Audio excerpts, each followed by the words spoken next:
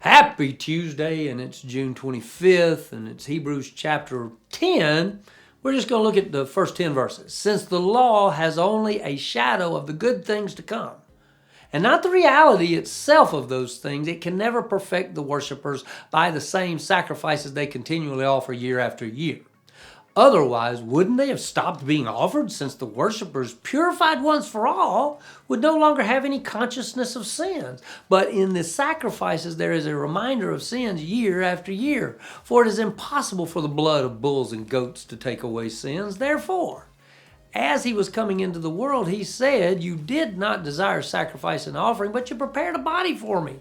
You did not delight in whole burnt offerings and sin offerings." Then I said, "See, it is written about me in the scroll, I have come to do your will, God." After he says above, "You did not desire or delight in sacrifices and offerings, whole burnt offerings and sin offerings, which are offered according to the law," he then says, "Since I have come to do your will," he takes away the first to establish the second.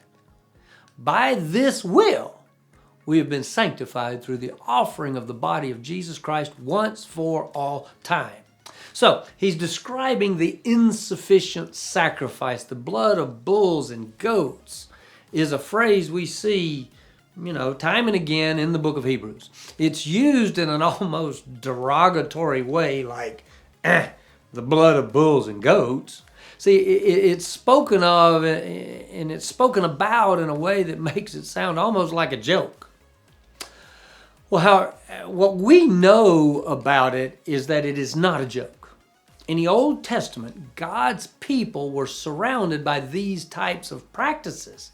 Sacrifices were made to appease various gods for a variety of reasons. You see, God used something they knew to provide a system whereby the people could be forgiven for their disobedience.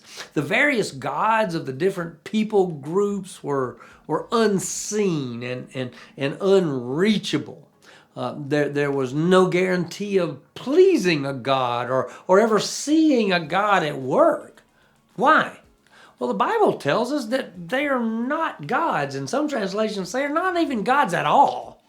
See, Jeremiah said that in chapter 16. Yet all around the Jewish people, other nations worship the sun, they worship rivers, they worship trees, they worship cows, they worship calves, and any number of gods. The book of Hebrews makes the distinction. The Creator God of the universe has shown us a way to know Him and has made a way for us to be near Him.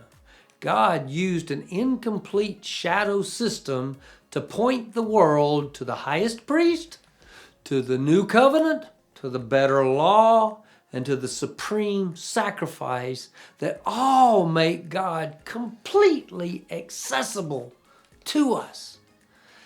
We'll see you tomorrow.